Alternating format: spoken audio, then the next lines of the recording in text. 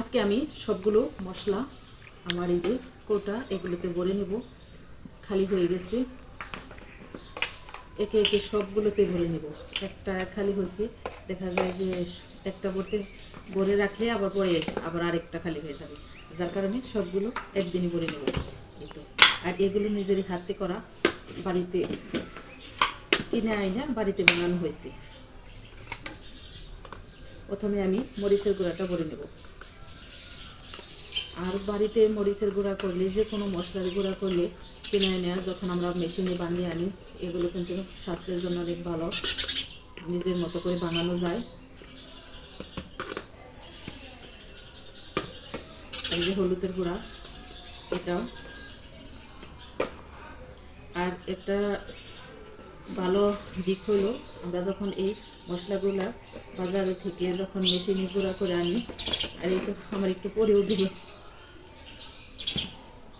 আর আনার পর দেখা যায় যে বাড়িতে আনার পর ছাঁকনিতে একটু সেঁকে নিই, এতে করে আরও যে একটু ছাঁকা থাকে ওটা কিন্তু বের হয়ে যায়, থাকে না। আর রান্নার পর তরকারিতে কিন্তু দেখাও যায় না। আর এই যে জিরাটাও করে নিলাম।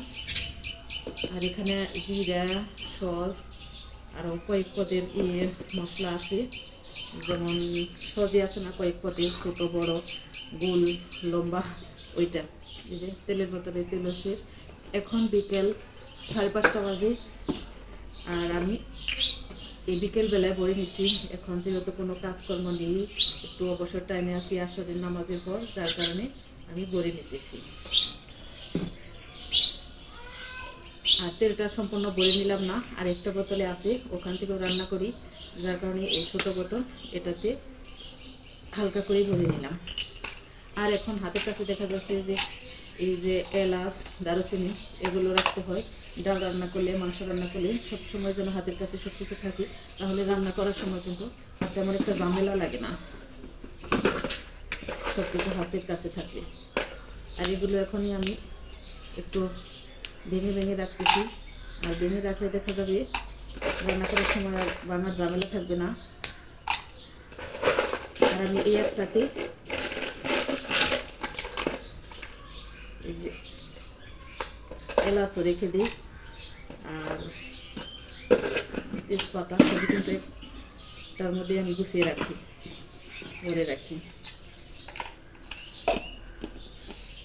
আর এটা একদম ভরে নিলাম না, হালকায় রাখলাম।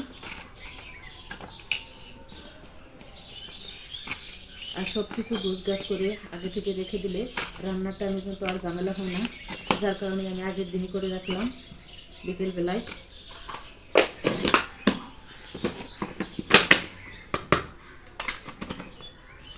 আর আমার ভিডিওটা যদি আপনাদের কাছে ভালো লেগে থাকলে অবশ্যই আপনারা লাইক, কমেন্ট এবং সাবস্ক্রাইব করবেন, পাশে থাকবেন, সম্পূর্ণ ভিডিও দেখবেন।